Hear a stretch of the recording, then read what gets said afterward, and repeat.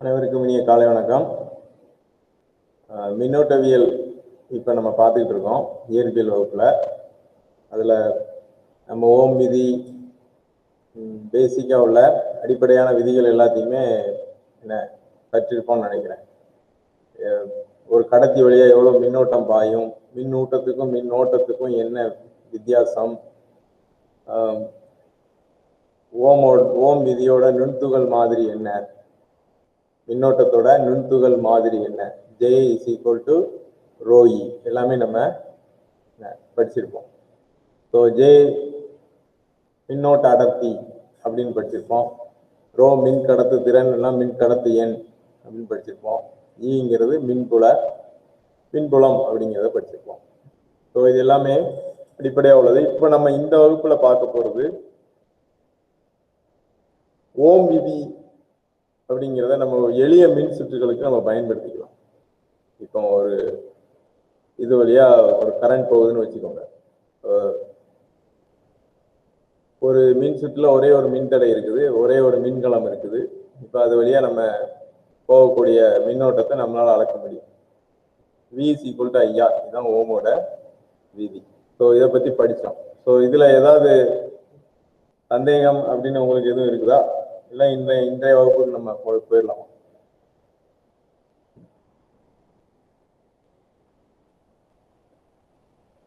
Students கேக்குதா? கேக்குது sir. Okay, நான் இப்போ ஒரு மின் சுற்று கொடுக்குறேன். இந்த மின் சுற்றை எப்படி சால்வ் பண்ணலாம்னு சொல்லுங்க. அதுக்கு முன்னால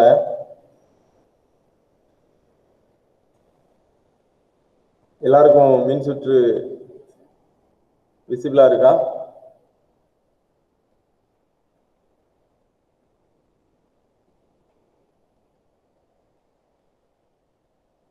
மின் சுற்று எல்லாருக்கும் தெரியுதா?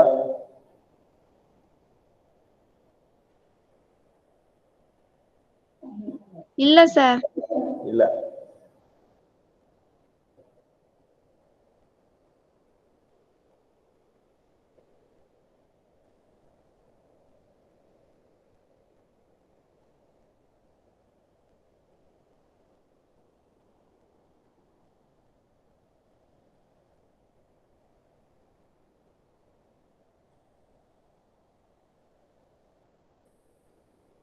தெரியும் நினைக்கிறேன்.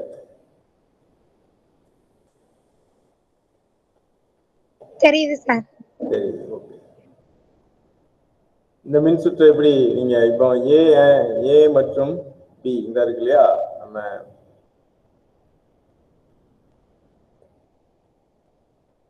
இந்த ஏ மற்றும் இந்த பி, இந்த ரெண்டுக்கும் இடையில உள்ள தொகுபயன் மின்தடை எவ்வளவு அப்படின்னு கேட்டிருக்காங்க. அதாவது இது மின்தடை மட்டுமே இருக்கக்கூடிய மின் சுற்று, மின்கலத்தை இன்னும் நம்ம பொறுத்தல. இதுல மொத்தமா ஏபி இரு முனைகளுக்கு இடையே உள்ள தொகுபயன் மின்தடை எவ்வளவுன்னு கேட்டிருக்காங்க. எப்படி சால்வ் பண்ணுவீங்க? எப்படி பண்ணலாம் சொல்லுங்க. தொகுபயன் மின்தடை எவ்வளவு?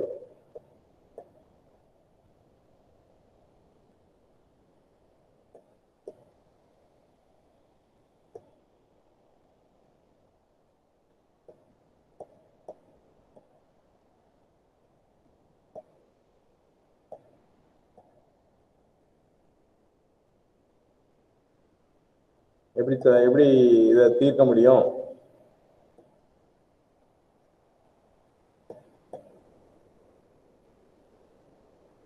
இப்போ இங்க 2 ஓம் இருக்குது, இங்கேயும் 2 ஓம் இருக்குது, இங்க 4 ஓம் இருக்குது, இங்க 4 ஓம் இருக்குது, இங்க 6 ஓம், இங்க 6 ஓம் இருக்குது.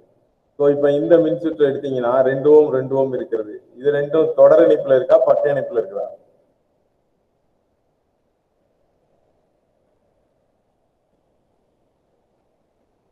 சொல்லுங்க. இந்த 2 ஓம் இந்த 2 ஓம் இது தொடர் இணைப்புல இருக்குதா, பக்க இணைப்புல இருக்குதா? பக்க இணைப்பா சார்? பக்க இணைப்புல இருக்குது. பேரலா இருக்குது இல்லையா, பக்க இணைப்புல இருக்குது. தொடர்னா தொடர்ச்சியா இருக்கிறது. என்ன இந்த இந்த இந்த இது பிளஸ் இந்த 2வது மின்சுற்று பிளஸ் இந்த 3வது, இது ரெண்டும் எல்லாம் இந்த 3ம் தொடர் இணைப்புல இருக்குது. ஆனா இந்த 2 2 4 4 6 6 இது எல்லாமே பக்க இணைப்புல இருக்கு. ஸோ பக்க இணைப்புக்கு மின்தடை தொகுபயன் மின்தடை எப்படி நீங்க கண்டுபிடிப்பீங்க?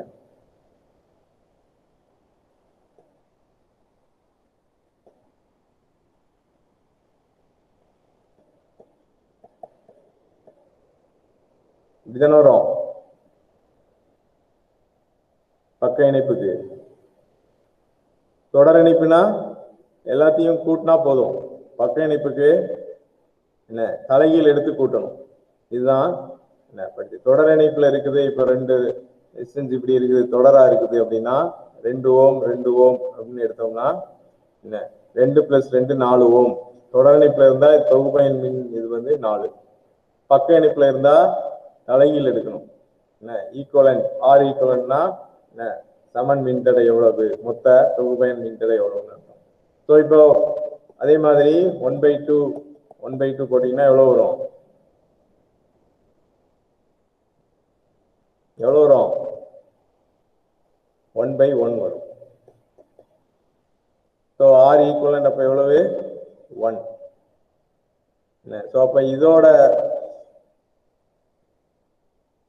இதோட பங்கு இந்த மின் சுற்றுல எவ்வளவு மின்தடை இது கொடுக்கும்? 1 ஓம் கொடுக்கும். அதே மாதிரி இதுக்கு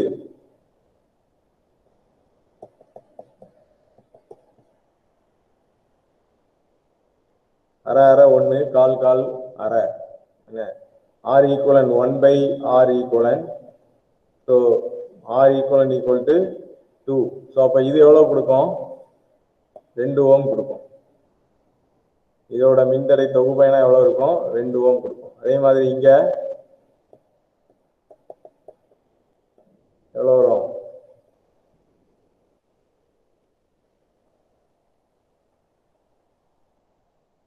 ஒன்னின் கீழ் 3. கரெக்டானா?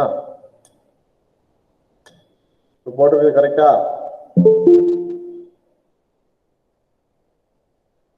இது 1/3 கொடுக்குமா?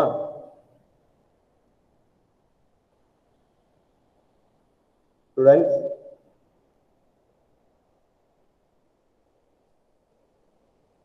புரியுதா?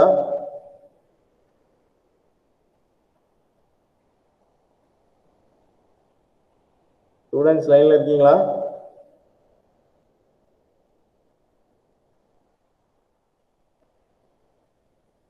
சார் சொல்லுங்க. இப்ப நான் போட்டுக்கிட்டு இருக்கிறது உங்களுக்கு புரியுதா? இந்த கணிதம் புரியுதா புரியலையா?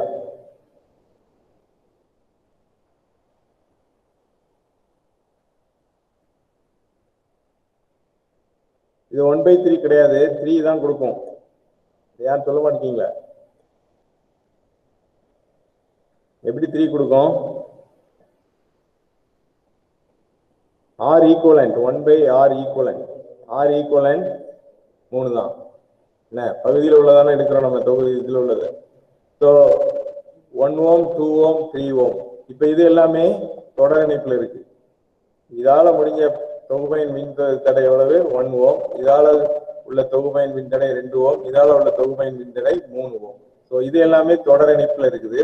ஸோ 1 2 3 மொத்தம் 6 ஓம் தான் ஏபிக்கு இடையில உள்ள தொகுபயன் மின் தடை. இது ஒரு சிம்பிளான கணக்கு.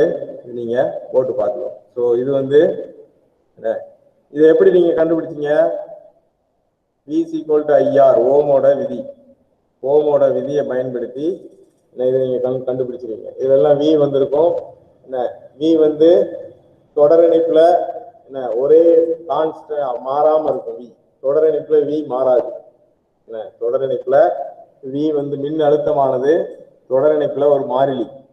என்ன அதே மாதிரி தான். அதனால V எல்லாம் கேன்சல் ஆகி 1/R உங்களுக்கு கிடைக்கும். ஸோ இதுக்கப்புறம் இப்படி ஒரு மின் சுற்று இருக்குன்னு வச்சுக்கோங்க.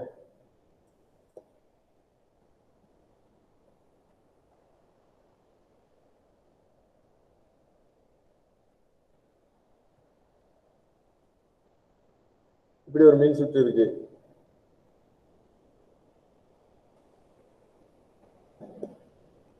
இது A முனை, இது C முனை. இது பி, இது டி. இதுல இப்ப மின் சுற்றோட தொகுபயன் மதிப்பு உங்களால சொல்ல முடியுமா?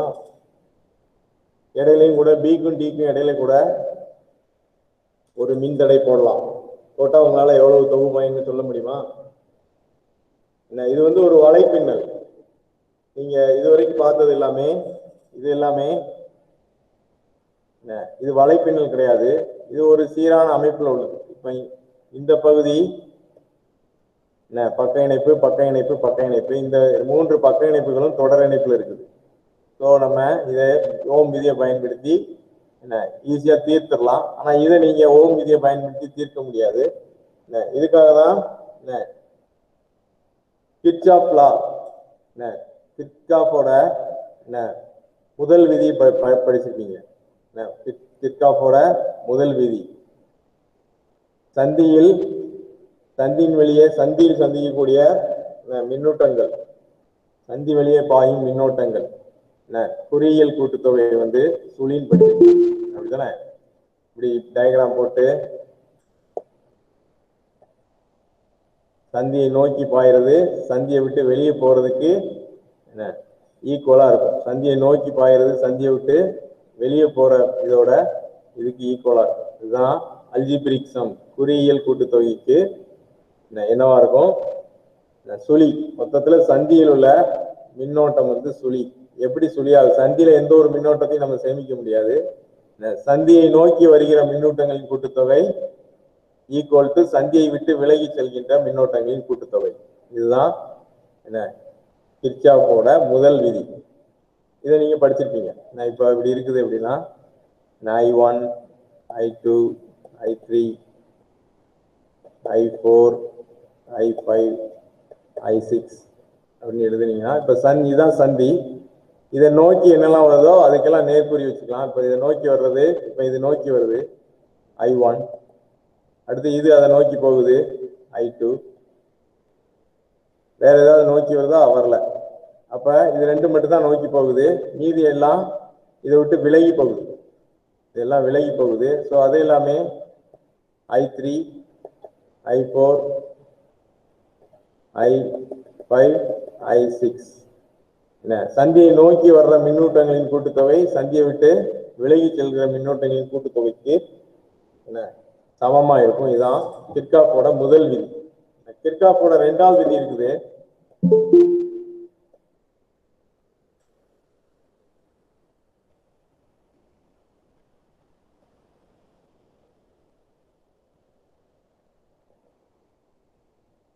மின்னழுத்த வேறுபாட்டு விதி, வோல்டேஜ் லான்னு சொல்லுவாங்க. மின்னழுத்த வேறுபாட்டு. இது அதே மாதிரி தான். இது ஒரு மூடிய சுற்றுக்கு தான் கிர்ச்சாஃபோட விதியை நம்ம ஒரு மூடிய சுற்றுக்கு தான் பயன்படுத்த முடியும். முதலோட அடிப்படையே அதுதான். கிர்ச்சாஃப் ஒரு திறந்த சுற்றுக்கு நம்மளால பயன்படுத்த முடியாது, மூடிய சுற்றுக்கு நம்மளால பயன்படுத்த முடியும். ஸோ மூடிய சுற்றுக்கு கிர்ச்சாஃபோட விதி வந்து இங்க சந்தி வராது, மின்னோட்டங்களின் சந்தி அந்த மாதிரி வராது. இப்போ சர்க்கியூட் வந்து மின் சுற்று வந்து நிறைய மின் சுற்றுகள் மின்கலங்களோட நிறைய இருக்கலாம். இப்படி இருக்கலாம், இங்க ஒரு மின்கலம் இணைச்சிருப்பாங்க. ஸோ இந்த மாதிரி மின்கலம் இல்லைன்னா வலைப்பின்னல், நான் காட்டின இந்த வலைப்பின்னல், இது எல்லாத்தையுமே நீங்க கிர்ச்சாஃபோட இரண்டாம் விதியை பயன்படுத்தி தான் உங்களால இதை தீர்க்க முடியும். ஸோ அது என்ன விதி அப்படின்னு பாத்தீங்கன்னா, வோல்டேஜ்னாலே I = மின்னழுத்தம் அப்படிங்கிறது மின்னோட்டம் இன்று மின்தடையோட பெருக்கல். இதுதான் ஓமோட விதி. ஸோ இதை வச்சு என்ன பண்றாரு கிர்ச்சாஃப் வந்து, இந்த மின்கலத்தோட மின்னியக்கு விசை என்ன, இந்த மின்கலத்தோட மின்னியக்கு விசை என்ன, இப்படி ஒரு மின் சுற்றுல நிறைய மின்கலங்கள் நிறைய மின்தடைகள் இருக்கும்போது நம்மளால ஓம் விதியை பயன்படுத்த முடியாது. ஸோ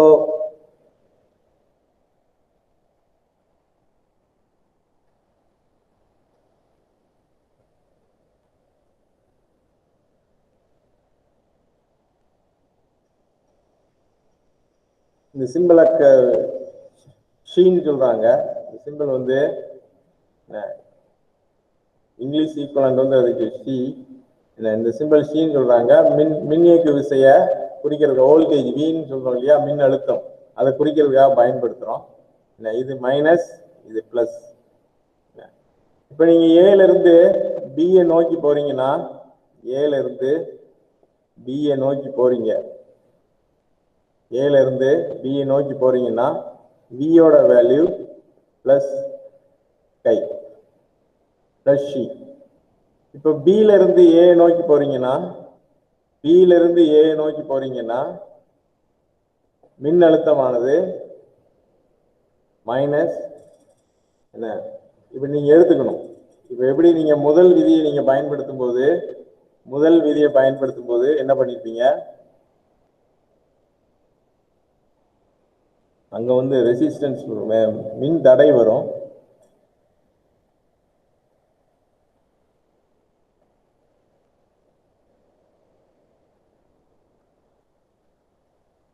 ஐங்கிற மின்னோட்டம் இப்படி பாய்ந்தது அப்படின்னா, நீங்க ஐ செல்ற திசையிலே போனீங்கன்னா அதை வந்து நேர்குறியா எடுக்கணும். ஐஆர் பிளஸ் ஐஆர் ஆகும். இப்போ ஒரு மூடிய சுற்று இருக்குது, இப்ப இந்த சுற்று இருக்குதுன்னு வச்சுக்கோங்க. இப்ப நீங்க இங்க இருந்து பயணத்தை ஸ்டார்ட் பண்றீங்க, ஐயோட வேல்யூ இதே பயணத்துல இருக்குன்னா நீங்க இந்த வேல்யூவை பிளஸ் ஐன்னு எடுத்துக்கலாம். இப்ப நீங்க பயணத்தை இங்க மூடிய சுற்று, இப்ப இங்க போய் இங்க வந்து இப்படி வந்தா அது முடிஞ்சிடும். என்ன, இங்க இருந்து இங்க பயணிச்சு, அப்புறம் இங்க பயணிச்சு, இங்க டிக்கு வந்து அப்புறம் ஏக்கு வந்துட்டீங்கன்னா ABCDA அப்படிங்கிறது ஒரு மூடிய சுற்று. இப்ப நீங்க பயணிக்கும் போது இந்த ஏக்கும் பிக்கும் இடையில ஒரு மின்னழுத்தத்தை கொடுத்து இது வழியா மின்னோட்டங்கள்லாம் பாய்ந்து கொண்டு இருக்கும். ஸோ இப்போ நீங்க பயணிக்கிற மூடிய சுற்றுல நீங்க பயணிக்கிறதா இருந்தா இப்படிதான் பயணிக்க முடியும். இந்த டைரக்ஷன், இந்த டைரக்ஷன், இந்த டைரக்ஷன், இந்த டைரக்ஷன் வந்தீங்கன்னா இந்த ஏ பாயிண்ட மறுபடியும் ரீச் பண்ணிடலாம். ஆனா மின்னூட்டங்கள் அப்படிதான் போகணுங்கிற அவசியம் கிடையாது. ஸோ நீங்க போற திசையில விட நீங்க போற திசைக்கு எதிர் திசையில நீங்க மின்னோட்டம் வருது, ஐ எதிர் திசையில வருது அப்படின்னா நீங்க மைனஸ் ஐய அக்கௌண்ட் பண்ணணும். மைனஸ் ஐங்கிறத நீங்க அக்கௌண்ட் பண்ணணும். இதே மாதிரி தான் வோல்டேஜ். வோல்டேஜ் மின்னழுத்தம் அப்படின்னு வரும்போது நீங்க என்ன பண்ணுவீங்க, மின்னோட்டம் மற்றும் மின்தடையின் பெருக்கற் பலன் அந்த சுற்றுல இருக்கக்கூடிய மின்னியக்கு விசைகளின் கூட்டுத்தொகைக்கு சமமா, குறியல் கூட்டுத்தொகைக்கு சமமா இருக்கும். இப்போ இங்க ஒரே ஒரு மின்னியக்கு விசை உள்ள ஒரு மின் மூலம் தான், நம்ம மின்கலம் தான் நம்ம வச்சிருக்கிறோம்.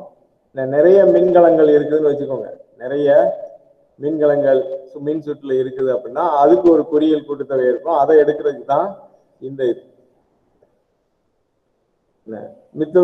நீங்க கரண்டோட மின்னோட்டத்தோட திசை நீங்க போற திசைக்கு எதிர் திசையில வந்துருச்சு அப்படின்னா அதை வந்து மைனஸ் எடுக்கணும். நீங்க போற திசையில மின்னோட்டத்தோட திசை இருந்துச்சுன்னா ஐன்னு எடுக்கணும். ஸோ கிர்ச்சாஃபோட மின்னழுத்த வேறுபாடு விதிங்கிறது என்ன, முதல் விதி வந்து மின்னோட்டத்தை பத்தியது, இரண்டாம் விதி வந்து மின்னழுத்த வேறுபாட்டு விதி. மின்னழுத்த வேறுபாடு விதிங்கிறது அந்த சுற்றில் இருக்கக்கூடிய மின் தடை மற்றும் மின்னோட்டம் இவைகளின் பெருக்கற்பலன் வந்து பெருக்கற்பலனோட குறியியல் கூட்டுத்தொகை அந்த சுற்றுல இருக்கக்கூடிய மின் கலங்களின் மின் இயக்கு விசைகளின் குறியல் கூட்டுத்தொகைக்கு சமமா இருக்கும். நான் இப்ப இதை ஒரு வலைப்பின்னல் இது வச்சு உங்களுக்கு தெளிவா விளக்குறேன், அது புரியுதான்னு பாருங்க. ரெண்டு விதியுமே இது பண்ண போறோம்.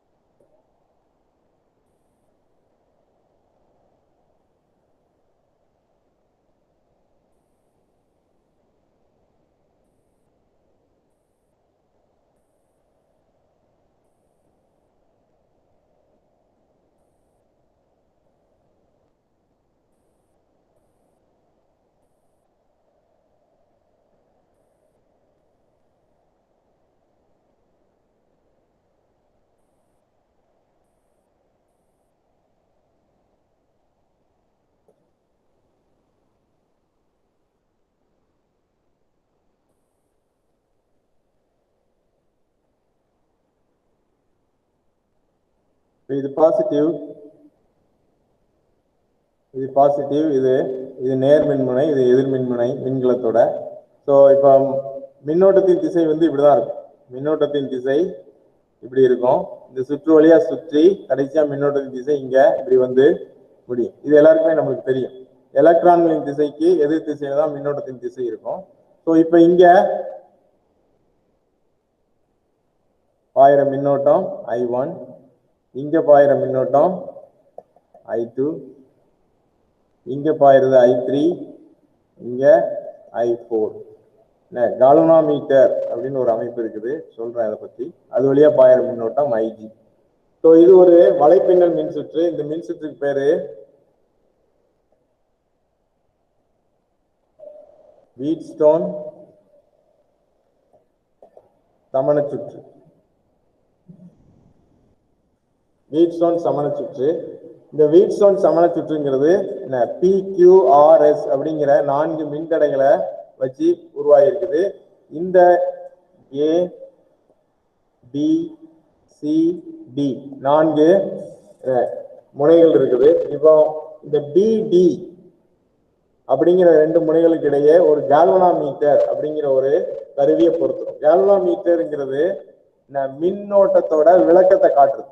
இப்போ ஒரு மின் சுற்றுல கால்வனாமீட்டரை பொறுத்துறீங்கன்னா அது சுழியை காமிக்குது, 0வை காமிக்குது அப்படின்னா அந்த மின் சுற்று வழியா எந்த ஒரு மின்னோட்டமுமே பாயலன்னு அர்த்தம். இப்போ அந்த சுற்று வழியா மின்னோட்டம் பாயுது அப்படின்னா கால்வனாமீட்டர்ல விளக்கம் ஏற்படும். அது நேர் திசையில பாயுதா எதிர் திசையில பாயுதாங்கிறத நம்ம கால்வனாமீட்டரோட விளக்கத்தை வச்சு சுழிக்கு வலது பக்கம் சுழிக்கு இடது பக்கம்னு அது விளக்கம் அடையும். விளக்கம் அடைகிறத வச்சு நம்ம நேர் திசையா எதிர் திசையாங்கிறத உறுதிப்படுத்திக்கலாம். இது கால்வனாமீட்டரோட பயன்பாடு. ஸோ அதை நம்ம இந்த BD இந்த 2 முனைகளுக்கு இடையே நம்ம இணைச்சிருக்கோம். ஸோ இப்போ இந்த வீட்ஸ்டோன் சமண சுற்றோட நம்ம கிர்ச்சாஃப்போட முதல் விதி, 2ஆம் விதியை பயன்படுத்தி இதை தீர்க்க போறோம். இப்போ நம்ம PQRS இந்த 4 மின்தடையில ஒரே ஒரு மின்தடை நம்மளுக்கு தெரியாதுன்னு வச்சுக்கோங்க. இந்த ஆறுங்கிற மின்தடையோட அளவு நம்மளுக்கு தெரியாது. இது 40 ஓம் 50 ஓம் 60 ஓம் தெரியும். தெரியாத மின்தடை ஒரு பொருளுக்கு தெரியாத மின்தடை இருக்குன்னா அதை நம்ம இந்த வீட்ஸ்டோன் சமண சுற்றுல வச்சு நம்மளால தெரிஞ்சுக்க முடியும், நம்மளால கண்டுபிடிக்க முடியும். எப்படின்னு நான் சொல்றேன். இப்போ கிர்ச்சாஃப்போட முதல் விதி மின்னோட்ட விதியை நம்ம இந்த Bங்கிற சந்திலையும் இந்த Dங்கிற சந்திலையும் நம்ம வந்து பயன்படுத்த போறோம். அப்ப சந்தி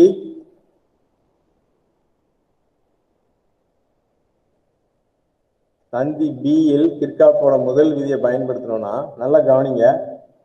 இதான் சந்தி B. இப்ப முதல் விதி என்னது, குறியியல் கூட்டுத்தொகை. இதை நோக்கி வர்ற மின்னோட்டங்களின் கூட்டுத்தொகை அதை விட்டு வெளியே போற மின்னோட்டங்களின் கூட்டுத்தொகைக்கு சமம். ஸோ இப்ப இதை நோக்கி வர்ற மின்னோட்டம் இங்க I1 வந்து இதை நோக்கி வருது. இந்த சந்தி Bங்கிற சந்தியை நோக்கி வருது. So I1. இப்போ இந்த Bங்கிற சந்தியில இருந்து 2 கிளை போகுது. 1 கேல்வனாமீட்டர், IG கேல்வனாமீட்டர்ல காட்டக்கூடிய மின்னோட்டம், அது வழியா பாயக்கூடிய மின்னோட்டம். I2ங்கிறது இந்த Qங்கிற ரெசிஸ்டன்ஸ் வழியா பாயக்கூடிய மின்னோட்டம். இது ரெண்டும் இந்த சந்தியில இருந்து விளக்கம் அடைஞ்சு போகுது. சந்தியை நோக்கி வரல, விளக்கம் அடைஞ்சு போகுது. ஸோ விளக்கம் அடைஞ்சு போறதுனால எதிர்குறின்னு எடுப்போம். ஸோ அது என்ன ஆகும், I2 + IG. இது புரியுதா ஸ்டூடெண்ட்ஸ்? இது புரியுதா? Bங்கிற சந்தியில கிர்ச்சாஃப்போட முதல் விதியை நான் பயன்படுத்தியிருக்கேன். உங்களுக்கு இது புரியுதா?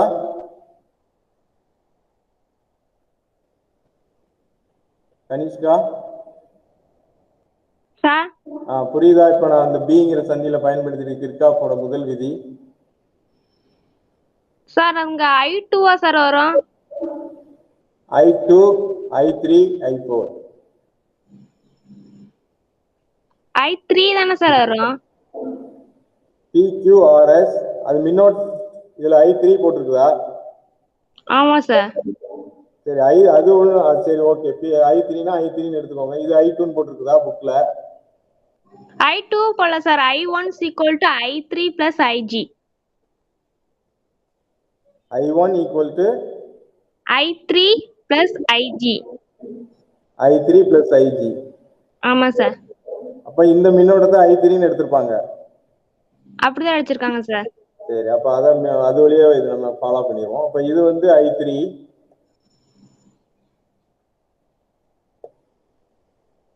இது I2, அப்படிதான் எடுத்திருக்காங்க இல்லையா? ஆமா சார், அப்படித்தான் எடுத்திருக்காங்க. சரி, I1, I2, I3, I4. சரி, அப்ப இது வழியா பாயக்கூடிய மின்னோட்டம் I3 ஆயிடுச்சுன்னா இங்க வந்து I3 வந்துடும்.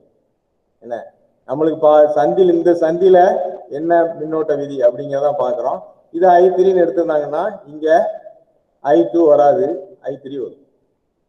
கரெக்டானா? சந்தியை நோக்கி வர்றது I1, சந்தியை விட்டு வெளியே போறது ரெண்டும் I3, IG. இதே மாதிரி சந்தி D இல்ல, இந்த பாயிண்ட்ல என்ன நடக்குது? I2ங்கிறது சந்தியை நோக்கி வருது, I2ங்கிறது சந்தியை நோக்கி வருது. IG கால்வாமீட்டர் வழியா பாயக்கூடிய மின்னோட்டமும் சந்தியை நோக்கி தான் வருது. ஸோ அது ரெண்டையும் கூட்டி வச்சுக்கிறேன். வெளியே போற மின்னோட்டம் சந்தி இந்த டீல இருந்து வெளியே போற மின்னோட்டம் எவ்வளவு? I4. சரிதானா? Correct sir. புரிஞ்சிச்சு. ஓகே, I4 வந்து I2 பிளஸ் IG. ஸோ நான் இப்போ இதை 1வது ஈக்குவேஷனாகவும் இதை 2வது ஈக்குவேஷனாகவும் எடுத்துக்கிறேன். இது முதல் விதி அப்ளை பண்ணியாச்சு. நம்ம இப்போ 2ஆம் விதி கிர்ச்சாஃபோட ஃபர்ஸ்ட் லா இது அப்ளை பண்ணிட்டோம். இப்போ செகண்ட் லா அப்ளை பண்ணுறோம். 2ஆம் விதி வந்து மின்னழுத்த வேறுபாடு விதி. நல்லா கவனிங்க. இப்போ நான் ஒரு மூடிய சுற்று எடுக்க போறேன். மூடிய சுற்று ABDA அப்படிங்கிற மூடிய சுற்று. ABDAங்கிற மூடிய சுற்று எடுத்து கிர்ச்சாஃபோட 2ஆம் விதியை பயன்படுத்த போறேன். இப்ப நாமளும் இப்படியே தான் பயணிக்கிறோம். நம்ம இப்போ இது மூடிய சுற்று அப்படின்னா நம்ம இந்த டைரக்ஷன் போவோம், அடுத்து இங்க இறங்குவோம், அப்புறம் இங்க வருவோம், வந்து இந்த A அடைஞ்சிரும். இதான் நம்ம பயணிக்கிற திசை. இதுக்கு எதிரில் மின்னோட்டம் வந்தா நம்ம அதை எதிர்குறியா எடுக்கணும். அதான் மின்னழுத்த வேறுபாடு விதி. இப்ப பாத்தீங்கன்னா I1P என்னது? இது மின்னழுத்த வேறுபாடு விதி. ஸோ நான் என்ன பண்றேன்? மின் தடையையும் மின் ஓட்டத்தையும் பெருக்கிக்கிறேன். அதான் மின்னழுத்தம். V = IR. இங்க ஆருக்கு பதிலாக இங்க இருக்கிற மின் தடையோட மதிப்பு P. அதனால அது வழியா பாயிற மின்னோட்டம் I1. ஸோ நான் இப்படிதான் பயணிக்கிறேன், மின்னோட்டமும் அப்படிதான் பயணிக்குது. ஸோ நேர்குறியா எடுத்திருக்கிறேன். இங்க வரேன், மின்னோட்டமும் அப்படிதான் பயணிக்குது. ஸோ IG Gங்கிறது கால்வனோமீட்டரோட மின் தடைன்னு வச்சுக்கோம். ஸோ இப்போ நான் இங்கே பயணிக்கிறேன், மூடிய சுற்றை நான் முடிக்கணும்னா ஏக்கு வரணும், டில இருந்து ஏக்கு வந்தால் தான் முடியும். ஆனால் மின்னோட்டம் எனக்கு எதிர் திசையில் வருது. I2ங்கிற மின்னோட்டம் எனக்கு எதிர் திசையில் வருது. ஸோ நான்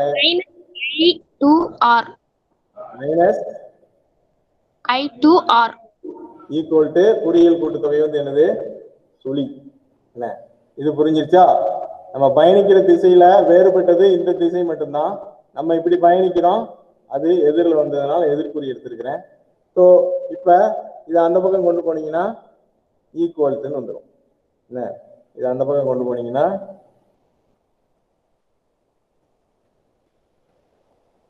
மைனஸ் இருந்துச்சு, அந்த பக்கம் கொண்டு போனா ஈக்குவல்ட்டுன்னு வந்துடும். இதை 3வது சமன்பாடா எடுத்துக்கிறேன். இப்ப பாத்தீங்கன்னா அடுத்த மின் சுற்று மூடிய மின் சுற்று ABCDA. ABCDA எங்க இருக்குது? ABCDA இப்படி வரணும். ஸோ இப்ப பாத்தீங்கன்னா நம்ம பயணிக்கிற திசை வந்து இது, அப்புறம் இங்க வந்து பயணிப்போம், அப்புறம் இங்க வந்து இதை முடிக்க முடியும். ஸோ இப்ப பாத்தீங்கன்னா நம்ம பயணிக்கிற திசையில தான் I1P இருக்குது. I1P இங்க I3Q இங்க உள்ள மின்தடை இது I3Q. ஸோ இங்க நீங்க எங்க பயணிக்கிறீங்க, ஆனா மின்னோட்டம் எங்க வருது? I4ங்கிற மின்னோட்டம் உங்களுக்கு எதிர் திசையில வருது. நீங்க பயணிக்கிற திசை மூடிய சுற்றுல இது, ஆனா இங்க எதிர் திசையில வருது. ஸோ அதை -I4S அப்படின்னு எடுக்கிறேன். அதே மாதிரி இங்க பயணிப்பீங்க மூடிய சுற்றை முடிக்கிறதுக்காக, ஆனா I2ங்கிற மின்னோட்டம் எதிர் திசையில் வருது. So I2R. அப்ப இங்க பயணிக்கிற இந்த திசையும் நீங்க பயணிக்கும் போது மின்னோட்டத்தை எதிரில் வர்றத என்ன சந்திக்கிறீங்க. ஸோ நான் நெகட்டிவா எடுத்து 0 போடுறேன். இப்போ இந்த நெகட்டிவ் இந்த மைனஸ் இருக்கிற என்ன உறுப்புகளை அந்த சமன்பாட்டுக்கு அந்த பக்கம் கொண்டு போயிட்டேன் அப்படின்னா ஈக்குவல் டு இப்படின்னு இது ரெண்டும் சமன்பாட்டுக்கு இங்க இருக்கும்போது மைனஸ்ல இருந்துச்சு, சமன்பாட்டுக்கு அங்க கொண்டு வந்துட்டேன். ஸோ இப்ப நம்மளுக்கு 4 சமன்பாடு கிடைச்சிருக்கு. இந்த 4 சமன்பாடை வச்சுதான் நம்ம தெரியாத மின்தடையை நம்மளால கண்டுபிடிக்க முடியும். எப்படின்னு பாருங்க. இப்ப இங்க இருக்குது இல்லையா இந்த பிடி, இதுக்கு இடையில கால்வனாமீட்டர் இருக்குது இல்லையா, இந்த கால்வனாமீட்டர்ல சுழி மின்னோட்டத்தை நம்ம கொண்டு வரணும். இந்த கால்வனாமீட்டர்ல சுழி மின்னோட்டம், கால்வனாமீட்டர் சுழி மின்னோட்டம்னா என்ன அர்த்தம்?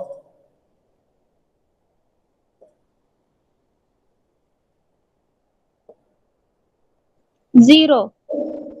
கால்வனாமீட்டர் வழியா பாயக்கூடிய மின்னோட்டம் 0 அப்படின்னா இந்த பிடிக்கு இடையில மின்னழுத்த வேறுபாடு இல்லைன்னு அர்த்தம்.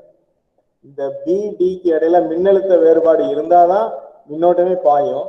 இந்த ஐஜி இந்த கால்வனாமீட்டர் வழியா பாயக்கூடிய மின்னோட்டம் சுழி ஆயிருச்சு அப்படின்னா, சுழி அப்படின்னு எடுத்துக்கிட்டோம்னா என்ன, இந்த பிடிக்கு இடையில மின்னழுத்த வேறுபாடு இல்லைன்னு அர்த்தம். என்ன புரியும் இல்லையா? அது கரண்ட் மின்னோட்டம் பாயம்னா மின்னழுத்த வேறுபாடு கொடுக்கணும், அப்பதான் மின்னோட்டம் பாயும். அது வரைக்கும் மின்னோட்டம் பாயாது. ஸோ இப்ப நம்ம ஐஜி 0 அப்படின்னு எடுத்தோம் அப்படின்னா இந்த 4 சமன்பாடுகளும் என்னவாகும் அப்படிங்கிறதான் பார்க்கணும். இப்ப இங்க ஐஜி 0 போட்டீங்கன்னா முதல் சமன்பாடு என்ன ஆகுது? முதல் சமன்பாடு இங்க ஐஜி 0 போட்டீங்கன்னா I1 ஈக்குவல் டு I3. இத 5வது சமன்பாடா வச்சுக்கிறேன். அப்படிதானே? ஐஜி 0 போட்டீங்கன்னா இந்த இடம் 0 போட்டீங்கன்னா I1 ஈக்குவல் டு I3 ஆயிரும். இங்க ஐஜி 0 போட்டீங்கன்னா I2 ஈக்குவல் டு I4 ஆயிரும். ஸோ ஈக்குவேஷன் 2 வந்து I2 ஈக்குவல் டு I4. இத 6வது ஈக்குவேஷனா வச்சுக்கிறேன்.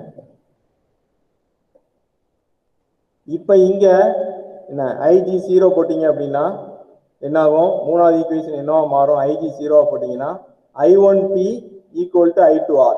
இந்த டேர்ம் 0 ஆயிரும். So I1P equal to I2R.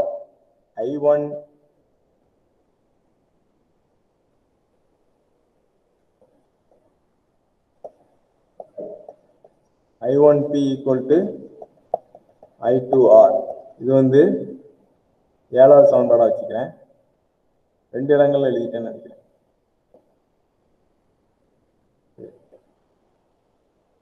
இப்ப இங்க இந்த ஏபிசிடிய மூடிய சுற்றுல ஐஜி எதுவுமே இல்லை. ஸோ இங்க எதுவுமே இல்லை. நம்ம இப்ப இந்த 3 சமன்பாட்டையும் நம்ம இந்த 4வது சமன்பாட்டா என்ன பிரதியிட போறோம். என்ன இந்த 3 சமன்பாட்டுல ஐஜி 0ன்னு போட்டு ஒரு வேல்யூ வச்சிருக்கிறோம். 3 4 5 6ன்னு என்ன இந்த பக்கம் வச்சிருக்கிறோம். 5 6 7 சாரி. இப்ப இதோட value I1 equal to I3, I2 equal to I4, I1P equal to I2R. என்ன இதை வச்சிருக்கோம். இப்ப I1 ஈக்குவல் டு I3. இப்ப பாத்தீங்கன்னா I1 ஈக்குவல் டு I3 போது இந்த I3க்கு பதிலாக நான் I1 போட்டுக்கிறேன். ஏன்னா I1 I3யும் ஈக்குவல், இதுல பாயக்கூடியதும் இங்கேயும் ஈக்குவல்னு சொல்றோம். இங்க அதே மாதிரி I2 equal to I4. So நான் இப்போ இந்த இதுல I4 ஈக்குவல் டு I2ன்னு போட்டுக்கிறேன். ஸோ அப்ப இந்த ஈக்குவேஷன் இந்த சமன்பாடு எப்படி வரும்?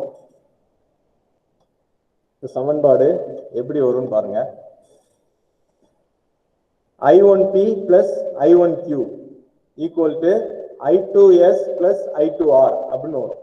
ஏன் அப்படி வருது? நம்ம ஐஜி 0 போட்டு I3க்கு I1 கால்குலேட் பண்ணிருக்கோம். I4 ஈக்குவல் டு I2ன்னு நம்மளுக்கு சமன்பாடு கிடைச்சிருக்குது. ஸோ I1P plus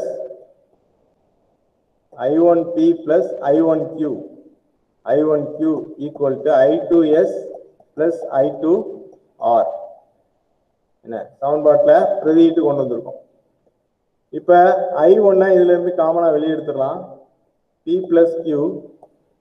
I2 இங்க இருந்து காமனா வெளியே எடுத்தீங்கன்னா S plus R.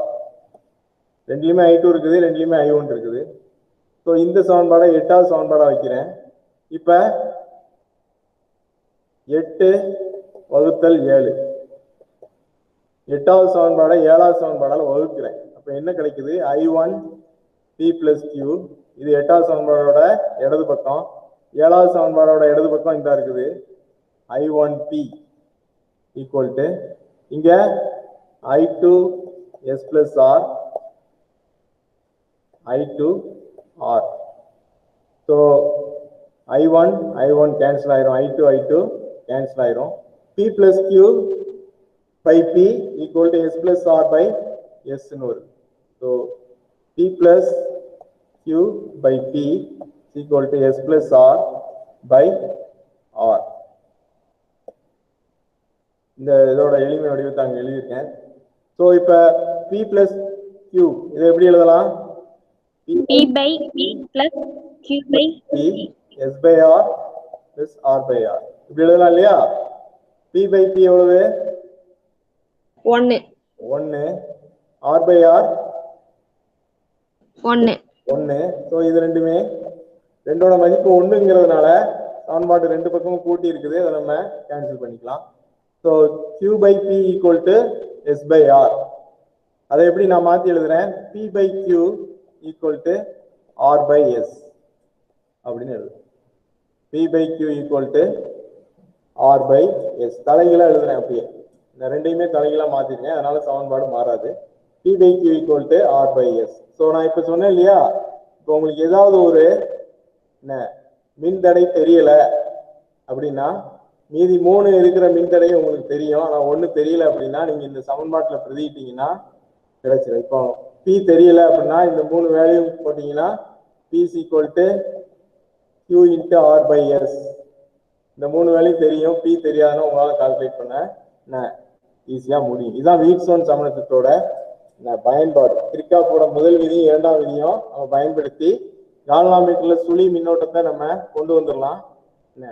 கொண்டு வந்ததுக்கு அப்புறம் வீட்ஸ்டோன் சமணத்துக்கு வந்து சமநிலையில இருக்கும். சமநிலையில இருக்கும்போது தான் நம்ம இந்த ஃபார்முலாவை நம்ம என்ன பண்ணியிருக்கிறோம், இது பண்ணியிருக்கிறோம், தருவிச்சிருக்கிறோம். ஸோ இந்த இதை எப்ப நீங்க பயன்படுத்த முடியும்? IG equal to 0, அதை மறந்துடக்கூடாது. IG 0வா இருக்கும்போது மட்டும்தான் நீங்க இதை பயன்படுத்த முடியும். IG 0வா நம்ம மின் சுற்றுல நிறைய மின்னழுத்த வேறுபாடு குறைச்சி டியூன் பண்ணி இதை 0க்கு கொண்டு வந்ததுக்கு அப்புறம் இந்த equation P by Q equal to R by Sங்கிறது நம்மளுக்கு ப்ரூவ் ஆயிரும். ஸோ இதுல இருந்து நீங்க ரெண்டு மின்தடையோட இதையும் ஒப்பிட்டு பார்க்கலாம். இல்லைன்னா ஏதாவது ஒரு மின்தடைய தெரியாத பொருளோட மின்தடைய இதுல மின் சுற்றுல இணைச்சி அதோட மின்தடையை நீங்க கணக்கிட்டுருவாங்க. ஸோ இது வீட்ஸ்டோன் சமண சுற்றோட முழு இதுவும் இதுதான். கிர்ச்சாஃப்போட ரெண்டாவது விதி முதல் விதியும் இதில் நம்ம பயன்படுத்தி இருக்கோம். சரிதானா? ஸோ இது போக இதுல ஏதாவது குழப்பங்கள் டவுட் எதுவும் இருக்குதா?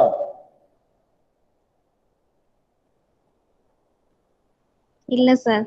புரிஞ்சுதா? ஓரளவு வேகமா நடத்திட்டேன். நல்லா புரிஞ்சுது சார். நல்லா புரிஞ்சுது. ஓகே. ஏதாவது டவுட் இருந்தாலும் நீங்க கேட்டுக்கோங்க. நான் வந்து கிர்ச்சாஃப்போட இரண்டாம் விதியை நிறைய மின் சுற்றுகளுக்கு பயன்படுத்தி நிறைய கணக்கீடுகள் இருக்கு. அது வந்து ஒன்றுக்கு மேற்பட்ட மின்கலங்களை இணைச்சிருப்பாங்க.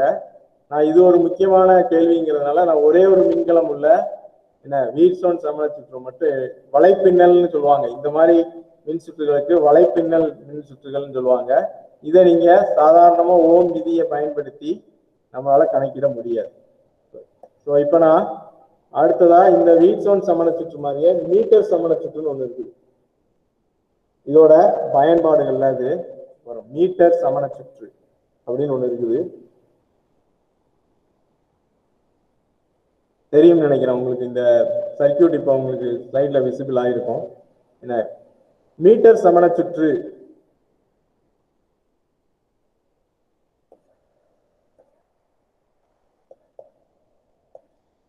இது வந்து இந்த வீட்ஸ்டோன் சமண சுற்றோட அடிப்படை தத்துவத்தை பயன்படுத்தி தான் இயங்குது. இதுலயும் அதே மாதிரி இது வந்து உங்களுடைய இயற்பியல் செய்முறை இயற்பியல்ல இருக்கும்னு நினைக்கிறேன். மீட்டர் சமண சுற்று, மின்னழுத்த மானி, இது எல்லாமே உங்களுக்கு இருக்கும்னு நினைக்கிறேன்.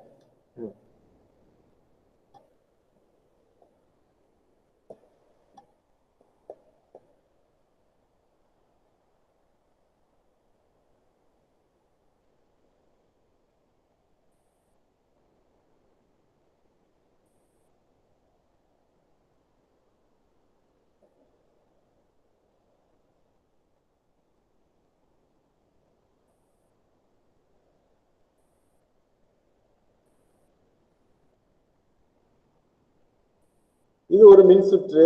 இந்த மின் சுற்று எப்படி இந்த மின் சுற்று என்ன இணைக்கப்பட்டிருக்கு அப்படிங்கிறத நான் உங்களுக்கு சொல்றேன் ஃபர்ஸ்ட். அதுக்கப்புறம் இது என்ன தத்துவத்துல இணைக்கப்பட்டிருக்கு, இதுல என்ன தத்துவம் பயன்படுது உபயோகிக்க போறோம், அந்த தத்துவத்தை உபயோகித்து இதோட பயன்பாடு என்ன, மீட்டர் சமண சுற்று வச்சு நம்ம என்ன கண்டுபிடிக்க முடியும். கண்டுபிடிக்கிறது அந்த வீட்ஸ்டோன் பிரிட்ஜ் அந்த தத்துவத்தெல்லாம் இயங்குது.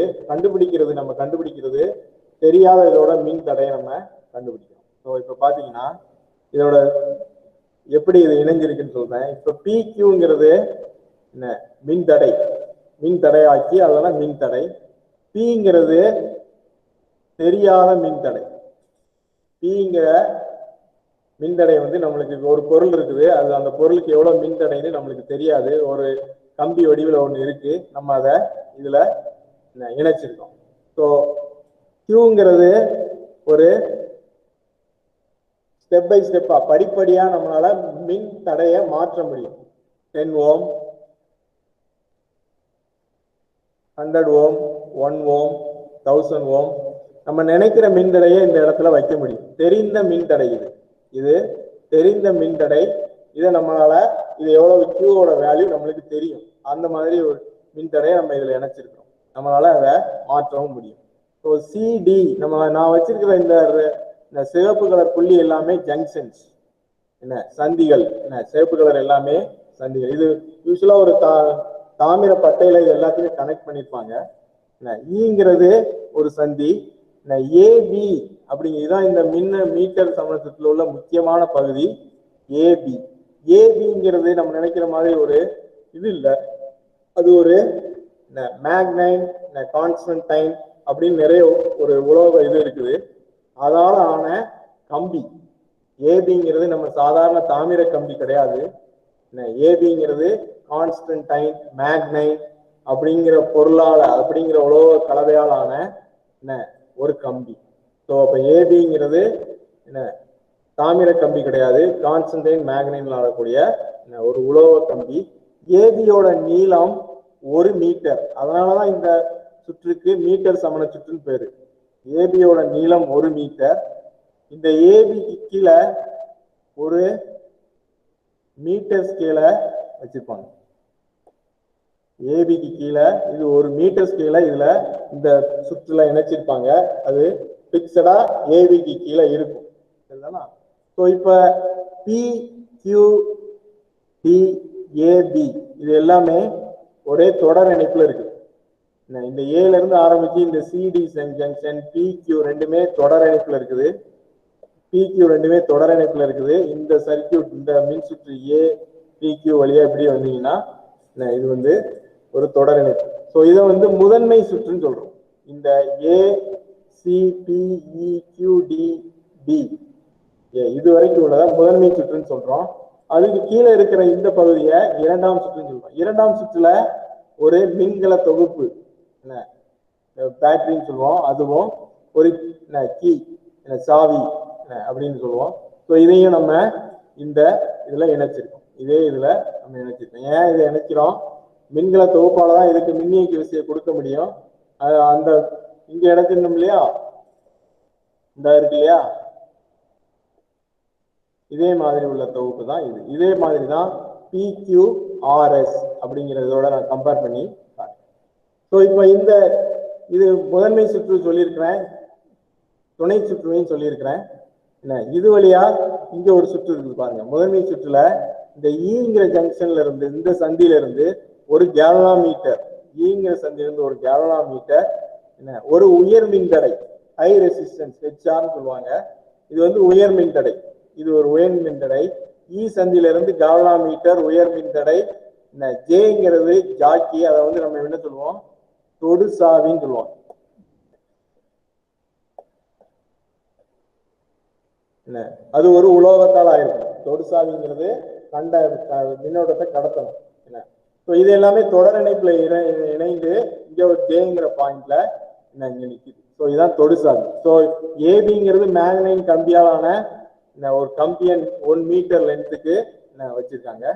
ஸோ இங்க இப்படி ஒரு அமைப்பை கொண்டு வந்து இங்க இந்த தொடுசாவியை எந்த பக்கனாலும் நம்ம இயக்கிக்கலாம், எந்த பக்கனாலும் அதால இயங்க முடியும். இங்கேயும் கொண்டு வந்து வைக்கலாம், இங்க வைக்கலாம், எங்க வேணாலும் இந்த ஜே வந்து வரும். ஸோ இப்போ இந்த சுற்று PQ ஏஜே, நல்லா கவனிங்க, PQ ஏஜே, இந்த ஏஜேல இருக்கக்கூடிய மின்தடை ஆர்னு வச்சுக்கலாம், ஜேபியில இருக்கக்கூடிய மின்தடை எஸ்ன்னு வச்சுக்கலாம். நல்லா கவனிக்கக்கூடிய பகுதி இது, நல்லா கவனிச்சுக்கோங்க. இங்க ஏ இருக்குது, இங்க ஜே இருக்குது. இந்த தொடு சாவி எந்த இடத்துல நம்ம இந்த தொடு சாவியை நம்ம வைக்கிறோம் அந்த இடத்துக்கு ஜேன் பேரு, அந்த புள்ளியை நம்ம ஜேன் குறிக்கிறோம். ஏன் இந்த ஜேங்கிற புள்ளிக்கு என்ன கண்டிஷன்? கேல்வாமீட்டர் வழியா பாயக்கூடிய மின்னோட்டம் 0வா இருக்கும், ஐஜியோட வேல்யூ 0வா இருக்கும், சுழி ஆகணும். இப்படி நீங்க இந்த தொடு சாவிய இந்த மீட்டர் இந்த மேக்னைட் கம்பி மேல நகட்டிக்கிட்டே வந்தீங்கன்னா மின்னோட்டம் பாயிறது உங்களுக்கு நல்லா அந்த கேல்வாமீட்டர்ல விளக்கம் அடைகிறது தெரியும். எந்த இடத்துல நீங்க அந்த ஜாக்கி தொடு சாவியை வைக்கும் போது இந்த கேல்வாமீட்டர்ல சுழி விளக்கத்தை காட்டுதோ அந்த இடத்த தான் ஜேன் இங்க நான் குறிச்சிருக்கேன். ஸோ அப்ப இந்த இடத்துல வைக்கும்போது அது கேல்வாமீட்டர் வழியா பாயக்கூடிய மின்னோட்டம் சுழி, மின்னோட்டம் சுழி அப்படின்னா அப்ப பாத்தீங்கன்னா PQRS இது அப்படியே மீட்டர் சமண சுற்று, அந்த வீட் ஸ்டோன் சமண சுற்றுக்கு ஈக்குவலாண்டா வந்துடும். அதுலயும் அப்படியே தான் இங்க பாத்தீங்கன்னா PQRS, நம்மளுக்கு இந்த RS தான் என்னது AJJB. இது ரெண்டுக்கும் இடையில நம்ம ஏசிக்கு இடையில இங்க கொடுத்துருக்குறோம். அதே மாதிரிதான் இங்க இந்த ஏபிக்கு இடையில இந்த மின்கலத்தை பேட்டரியை நம்ம மின்கலத்தை இணைச்சிருக்கோம், மின்கல தொகுப்பு. இதுதானா PQ. இதை நீங்க அப்படியே 90 டிகிரி ரொட்டேட் பண்ணி பாத்தீங்கன்னா PQRS தெரியும். ஸோ இந்த கேல்வாமீட்டர்ல சுழி மின்னோட்டம் வந்துருச்சு அப்படின்னா, இந்த இடத்துல சுழி மின்னோட்டம் வந்துருச்சுன்னா அப்படின்னா நம்ம இந்த சமன்பாட்டை பயன்படுத்திக்கலாம்னு அர்த்தம். ஏன்னா அந்த சுழி மின்னோட்டம் சொல்லிதான் கேல்வாமீட்டர் வழியா பாயக்கூடிய மின்னோட்டம் சுழின்னு சொல்லிதான் நம்ம கொண்டு வந்திருக்கிறோம். அப்ப என்ன அர்த்தம்? இதுல ஏஜேக்கு குறுக்க எவ்வளவு மின்னழுத்தம் இருக்குது, ஜேபிக்கு குறுக்க எவ்வளவு மின்னழுத்தம் இருக்குது அப்படிங்கிறதையும் நம்மளால இது பண்ண முடியும். நான் சொல்றது புரியும்னு நினைக்கிறேன். இப்ப இந்த சுழி மின்னோட்டத்தை கொண்டு வந்துட்டோம் அப்படின்னா P/Q = R/S. இப்ப நான் என்ன சொல்லியிருந்தேன்? P-ஓட வேல்யூ தெரியாது, Q-ஓட வேல்யூ தெரியும். இப்ப R-ஓட வேல்யூ நம்ம எப்படி கண்டுபிடிக்கிறது? இப்ப R-ங்கிறது ஏஜே லென்த் உள்ள ஒரு கம்பியோட இருக்கக்கூடிய மின்தடை, ஜேபிங்கிறது எஸ்ங்கிறது ஜேபிங்கிற லென்த்துக்குள்ள மின்தடை, ஜேபிங்கிற லென்த்துக்குள்ள மின்தடை எஸ், ஏஜேங்கிற லென்த்துக்குள்ள மின்தடை ஆர் அப்படின்னு எடுத்துக்கிறோம். ஆனா நம்மளுக்கு இங்க வெறும் லென்த் மட்டும் தான் இருக்குது. RSங்கிறது நம்ம அந்த சுற்றுல வீட்ஸ்டோன் சமண சுற்றுல நம்மளுக்கு தெரிந்த ஒரு பகுதி. இங்க இந்த ஏஜேங்கிற லென்த் நீளமுள்ள கம்பி எவ்வளவு மின்தடையை பெற்றிருக்குமோ அதான் ஆர், ஜேபிங்கிற கம்பி எவ்வளவு மின்தடையை பெற்றிருக்குமோ அவ்வளவு நீளமுள்ள இது எவ்வளவுங்கிறதோ அதான் ஆர். ஸோ நான் என்ன பண்றேன், இந்த ஏஜேவை L1 அப்படின்னு எடுக்கிறேன், இந்த ஏஜேங்கிற நீளத்தை L1 எடுக்கிறேன், ஜேபிங்கிற நீளத்தை L2 எடுக்கிறேன். ஏஜே L1, ஜேபிங்கிறது L2 எடுக்கிறேன். ஸோ இப்ப பாத்தீங்கன்னா ஏஜே L1, ஜேபிங்கிறத L2 எடுத்திருக்கிறேன். இப்ப P/Q = R/S. இப்ப R நம்மளுக்கு தெரியாது, எஸ்ஸுமே நம்மளுக்கு தெரியாது. இப்ப லென்த் மட்டும் இருக்குது. இதை வச்சு நீங்க ரெசிஸ்டன்ஸ் கண்டுபிடிக்க முடியுமா? இப்ப நான் சொல்றதை நல்லா கவனிங்க. ரோ அப்படின்னு ஒரு மின் கடத்து எண், மின் கடத்து எண் இல்ல, மின் தடை எண் அப்படின்னு ஒண்ணு படிச்சிருக்கீங்க. மின் தடை எண் அப்படின்னு ஒண்ணு படிச்சிருக்கீங்க. இது என்ன?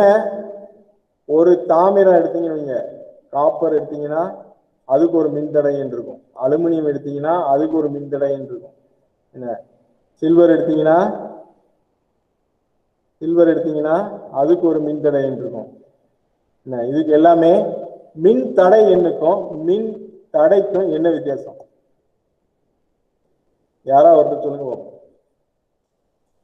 சொன்னா இந்த கேள்வி முடிஞ்சிடும்.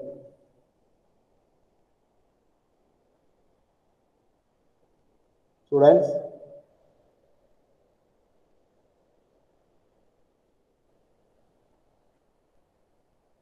ஸ்டூடெண்ட்ஸ்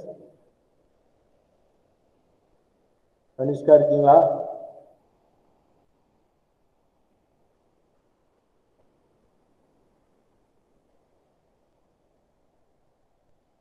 கனிஷ்கா இருக்கீங்களா? மின் தடை எண் மின் தடை இதுக்கு என்ன வித்தியாசம்?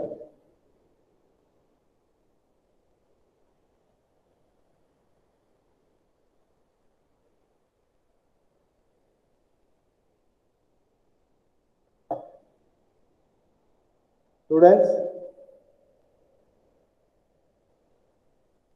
சார் சொல்லுங்க, ஏதாவது ஒன்று சொல்லுங்க.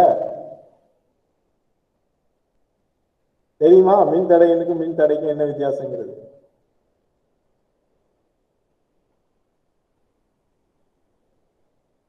தெரியல. மின் தடைனா எண்ணெய் கணக்கிடுறதா? எண்ணெய் கணக்கிடலாம்னா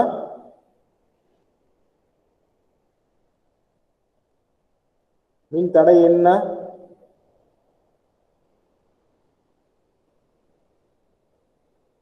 சரி, நான் சொல்லிடுறேன். மின் தடை எண் வந்து ஒரு மாறிலி. நல்லா தெரிஞ்சுக்கோங்க.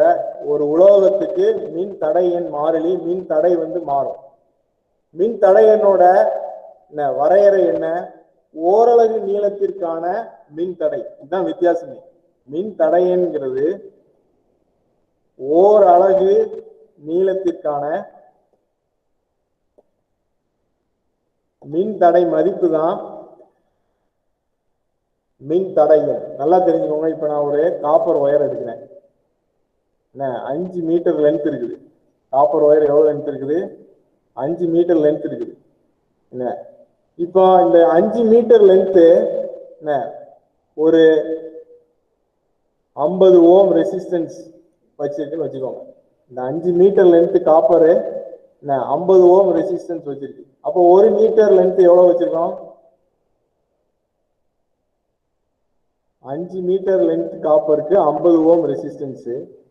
1 மீட்டர் காப்பர் ஒயர் எவ்வளவு ரெசிஸ்டன்ஸ் வச்சிருக்கோம்? 50/5 என்ன 10 ஓம் வச்சிருக்கு. இந்த 10 ஓம்ங்கிறது காப்பருக்கு கான்ஸ்டன்ட். இந்த 10 ஓம் என்ன பெர் மீட்டர் சொல்றீங்க இல்லையா? 10 ஓம் பெர் மீட்டர். இதுதான் என்ன மின் தடை எண். இது ஒரு உலோகத்துக்கு மாறாது. காப்பர் எடுத்தீங்கன்னா இப்ப 5 மீட்டருக்கு 50 ஓம் இருக்கும். என்ன 10 மீட்டருக்கு 100 ஓம் இருக்கலாம். அப்ப மின்தடை மாறும். நீளத்தை பொறுத்து மின்தடை மாறிக்கிட்டே இருக்கும். 5 மீட்டருக்கு அப்படிதானே? 5 மீட்டருக்கு 50 ஓம் ரெசிஸ்டன்ஸ் இருக்குன்னா இன்னொரு 5 மீட்டர் ஆட் பண்ணீங்கன்னா இன்னொரு 50 ஓம் ஆட் பண்ணணும். ஸோ 100 ஓம் ரெசிஸ்டன்ஸ் இருக்கும். ஸோ நீளம் மாற மாற மின்தடை மாறும். ஆனா காப்பர் அப்படின்னு நம்ம தாமிரம் அப்படிங்கிற ஒரு உலோகத்தை சொல்லிட்டோம்னா 1 மீட்டருக்கான மின்தடை என்னைக்குமே மாறாது. அதே மாதிரிதான் அலுமினியம், சில்வர் எந்த ஒரு கம்பிக்கும் ஓரலகு நீளம் 1 மீட்டருக்கான மின்தடையோட மதிப்பை தான் நம்ம என்ன சொல்றோம்? என்ன அது ஏன் மாறலைங்கிறத நம்ம அதோட எலக்ட்ரான் கட்டமைப்பு அப்படி இருக்கும். கட்டுரா எலக்ட்ரான்கள் வந்து ஒவ்வொரு காப்பர், அலுமினியம், சில்வர் ஒவ்வொன்றுக்கும் ஒவ்வொரு அளவுல கட்டுரா எலக்ட்ரானோட எண்ணிக்கை வேறுபடும். அதனால அதோட மின்தடை வந்து மாறும். ஸோ மின் தடைங்கிறது நீளத்தை பொறுத்து அதிகமாயிட்டே இருக்கும். 1 மீட்டருக்கு 10 ஓம் ரெசிஸ்டன்ஸ் இருக்கு அப்படின்னா அந்த ஒயரை நீங்க 50 மீட்டருக்கு இன்க்ரீஸ் பண்ணீங்கன்னா 50 அந்த மின்தடையை 50ஆல பெருக்கணும். அவ்வளவு ரெசிஸ்டன்ஸ் இருக்கும். ஆனா ஓரளவு மின்தடைக்கு உள்ளது வந்து அந்த அளவு வந்து மாறாது. அதான் மின்தடை எண். ஸோ நான் இப்ப இந்த ஃபார்முலால இருந்தே உங்களுக்கு சொல்றேன். நான் இப்ப ரோ தெரிஞ்சிருச்சு. ரோங்கிறது மின்தடை எண். அது என்னதுக்குள்ளது? 1 மீட்டருக்குள்ள என்ன மின்தடையோட மதிப்பு. 1 மீட்டருக்கு எவ்வளவு மின்தடை இருக்குமோ அதான் ரோ. இப்ப எனக்கு ஏஜே அளவுள்ள கம்பி இருக்குது. ஸோ அதுல எவ்வளவு மின்தடை அப்படின்னு நான் கண்டுபிடிக்கணும். நான் சொன்னேன் இல்லையா, மேக்னைன் அப்படிங்கிற ஒரு கம்பி தான் இருக்குது. ஸோ மேக்னைனோட மின் தடையன் மாறிலி. மேக்னைனோட மின் தடையன் மாறிலி. அந்த மேக்னைன் கம்பி L1 நீளம் இருக்குது. 1 மீட்டர் நீளம் இருந்தா மின்தடையன் மேக்னைனுக்கு இவ்வளவு. ஸோ L மீட்டர் நீளம் இருந்தா ரோ இன்ட்டு எல். இங்க L1 இருக்குது, அதனால ரோ இன்ட்டு L1. ஸோ நான் இந்த ஃபார்முலா எப்படி எழுதுறேன்? ஆறுங்கிறது ரோ இன்ட்டு L1 எஸ்ங்கிறது ரோ இன்ட்டு L2. எஸ்ஸுமே அதே கம்பி தான், மேக்னைன் தான். மின் தடை எண் வந்து மாறாது, நீளம் மாறும். ஸோ L2 1 மீட்டருக்கு எவ்வளவு மின் தடை அப்படிங்கிறது நம்மளுக்கு இந்த ரோல தெரிஞ்சிடும். ஸோ L1 மீட்டருக்கு எவ்வளவுங்கிறத நம்ம அதால பெருக்கிறோம். அதே மாதிரி L2 லென்த்துக்கு எவ்வளவு மின் தடைங்கிறத நம்ம அதால பெருக்கிறோம். இது ஒரு மிக முக்கியமான வேறுபாடு மின் தடைக்கும் மின் தடை எண்ணுக்கும். நீங்க இதை எப்ப கேட்டாலும் யார்கிட்டனாலும் சொல்ல தெரியணும். மின் தடை எண்ங்கிறது உலோகத்தை பொறுத்தது, மின் தடைங்கிறது எதையும் சார்ந்ததல்ல, அது நீளத்தை மட்டுமே சார்ந்தது. நீளம் அதிகரித்தால் மின் தடையும் அதிகரிக்கும். அப்படிதான் நீங்க அந்த ஃபார்முலாவை கொண்டு வந்துருக்கீங்க. ஆர் வந்து மின் தடை நீளத்திற்கு நேர்த்தகவல் இருக்கும், நீளம் அதிகரிச்சா அதுவும் அதிகரிக்கும். பரப்புக்கு எதிர் தகவல் இருக்கும், பரப்பு அதிகரிச்சா மின் தடை கம்மியா இருக்கும். இதை யூஸ் பண்ணி தான் இது நேரில் போட்டிருக்கீங்க. ஈக்குவல் பண்ணீங்கன்னா ரோ L/Aன்னு வரும்.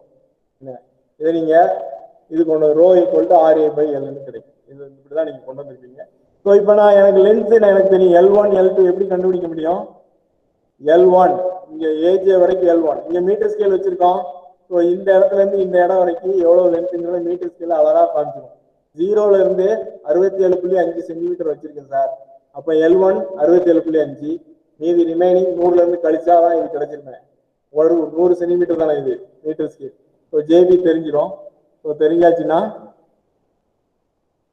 L1 L2 தெரிஞ்சாச்சுன்னா நம்மளுக்கு P/Q கண்டுபிடிச்சிடலாம். So P/Q equal to L1/L2. P நம்மளுக்கு தெரியாதுன்னு சொல்லியிருந்தோம், தெரியாததான் இதுல கனெக்ட் பண்ணியிருந்தோம், இது தெரியும் சொல்லியிருந்தோம். So P equal to Q into L1/L2. Q தெரியும், L1 L2 தெரியும், நம்மளால மெஷர் பண்ண முடியும், அளவிட முடியும். ஸோ P-யை கால்குலேட் பண்ணிடலாம், கணக்கிடலாம். ஸோ இப்போ இந்த P-ங்கிற இந்த மின்தடை இருக்கு இல்லையா, இது வந்து மேக்னைன் மாதிரி, இது இன்னொரு உலோகம்னு வச்சுக்கோங்க. மேக்னைன் கம்பி மாதிரி இது இன்னொரு உலோக கலவை, கான்ஸ்டன்டைன் அப்படிங்கிற உலோக கலவையை நீங்க இதுல பொருத்திருக்கீங்க அப்படின்னா என்ன, இப்ப பாத்தீங்கன்னா P கான்ஸ்டன்டைன் அப்படிங்கிற ஒரு உலோக கம்பியை நீங்க பொருத்திருக்கீங்க. என்ன இப்ப சொன்ன இல்லையா அந்த formula, rho equal to RA divided by L, RA divided by L. So இப்போ அந்த கான்ஸ்டன்டைன் கம்பிக்கு ஒரு மின் தடைன்னு இருக்கும், RA/L. ஏங்கிறது அந்த கான்ஸ்டன்ட் கம்பியோட குறுக்குவெட்டு பரப்பு πr². ஆறுங்கிறது நம்ம திருகலவியை வச்சு இந்த கம்பியோட இதை பயன்படுத்திடலாம், அந்த கம்பியோட டயமீட்டரை விட்டத்தை கால்குலேட் பண்ணி ஆரத்தை கணக்கிட்டுலாம் திருகலவியை வச்சு. எல்லுங்கிறது இந்த கம்பி எவ்வளவு லென்த்துக்கு, இந்த P-ங்கிற கம்பி எவ்வளவு லென்த்துக்கு நீங்க வச்சிருக்கீங்களோ அதான் எல்லு. என்ன ஆறுங்கிறது அதுல உள்ள மின்தடை இந்த இருக்கு இல்லையா, P-ங்கிற இடத்துல இது எவ்வளவு மின்தடைய, இதுல எவ்வளவு மின்தடை அதான் P. ஸோ மின்தடையோட மதிப்பு இங்க இந்த இடத்துல PA/Lன்னு வரும் ரோங்கிற இடத்துல. ஸோ இப்போ நீங்க ரோ கால்குலேட் பண்ணணும், மின் தடை எண், அந்த தெரியாத மின் தடை உள்ள உலோக கலவைக்கு மின் தடை எண் கண்டுபிடிக்கணும் அப்படின்னா ரோ ஈக்குவல் டு P. Pங்கிறத நம்ம இந்த இதுல இருந்து கண்டுபிடிச்சிடலாம். Q L1 L2 பிரதிட்டீங்கன்னா அதுல எவ்வளவு மின் தடை இருக்குன்னு தெரிஞ்சிடும். இந்த மின் தடை தெரிஞ்சிடும், πr². அந்த கம்பியோட எந்த கம்பி இது, P-ல நம்ம தெரியாது, இதுல வச்சிருக்கிற கம்பி, இந்த கம்பி இல்ல, இதுல வச்சிருக்கிற கம்பி சின்ன கம்பி, ஒரு தெரியாத உலோக கலவை கம்பியை நீங்க இதுல வச்சீங்கன்னா கூட அதோட மின் தடை என்ன கூட நம்மளால கண்டுபிடிக்க முடியும். எல்லுங்கிறது அந்த P-ங்கிற கம்பியை எவ்வளவு லென்த்துக்கு நீங்க இணைச்சிருக்கீங்களோ, எவ்வளவு நீளத்திற்கு இணைச்சிருக்கீங்களோ அந்த நீளம், அதை நம்ம ஈஸியா ஸ்கேலை வச்சு மெஷர் பண்ணிடலாம், எல்ல ஸ்கேலை வச்சு மெஷர் பண்ணிடலாம். P-ங்கிற அளவு நமக்கு தெரியும், இதை கண்டுபிடிச்சிருக்கிறோம். இதை வச்சு போட்டீங்கன்னா அந்த தெரியாத உலோக கலவையோட மின் தடை என்ன நம்மளால கண்டுபிடிக்க முடியும். இது மின் தடை எண், இதோட மின் தடை எண், இதுல இருக்கக்கூடிய இதோட மின்தடை. இங்க நம்ம ஒரு மின்தடை யூஸ் பண்ணிப்போம். இந்த ரோ வந்து மேக்னைன் கம்பியோட, இந்த கம்பியோட மின்தடை அது நம்மளுக்கு தெரியும். அது தெரிய போய் தான் நம்ம இந்த மின்தடையவே கண்டுபிடிச்சோம். அது தெரிய போய் தான், இது தெரிய போய் தான் நம்ம மின்தடையவே P-ங்கிற வேல்யூவே நம்ம அதனாலதான் கண்டுபிடிச்சிருக்கோம், அதை வச்சிருக்கோம். இன்கேஸ் P-ல நீங்க வேற ஒரு உலோக கலவை உள்ள மின் கம்பியை இணைச்சீங்கன்னா அதோட மின் கடத்தல் எண் என்ன, அதோட மின் தடை என்ன நம்மளால இந்த சூத்திரம் மூலமா கண்டுபிடிக்க முடியும். ஸோ டைம் ஆயிடுச்சு ரொம்ப. இன்னொரு மின்னழுத்தமானி நடத்தணும்னு நினைச்சிருந்தேன். ஸோ நம்ம அடுத்த வகுப்புல பார்ப்போம். இது வரைக்கும் எல்லாருக்கும் புரிஞ்சிருக்கும்னு நினைக்கிறேன். இப்போ நம்ம ஒரு மின்கலத்தை ஒரு மின் கம்பியில இணைச்சோம்னா கொஞ்ச நேரம் டைம் ஆக ஆக ஆக என்ன அந்த மின் கம்பி வந்து சூடேறும். என்ன மின் கம்பியில நீங்க கை வச்சு பார்த்தீங்கன்னா கொஞ்சம் காலம் கழிச்சு கை வச்சீங்கன்னா என்ன ஆகும், சூடாகும். என்ன இதுதான் என்னது, மின்னோட்டத்தினால் வரக்கூடிய வெப்ப விளைவுன்னு சொல்லுவாங்க.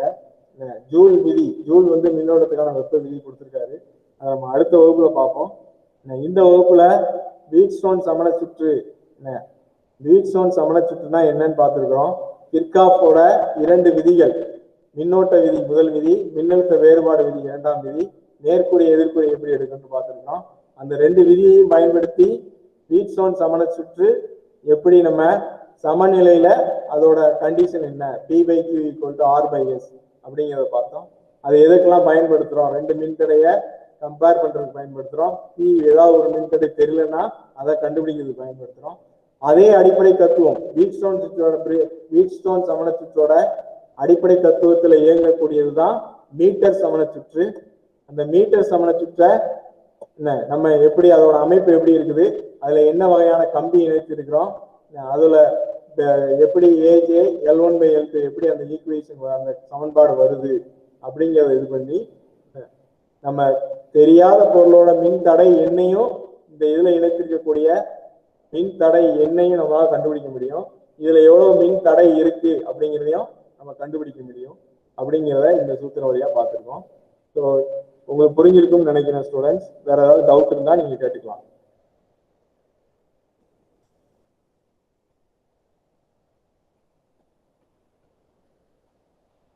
ஸ்டூடெண்ட்ஸ் டவுட் இல்ல சார். புரிஞ்சிருச்சா எல்லாருக்கும்? புரிஞ்சிருச்சு சார். Thank you sir.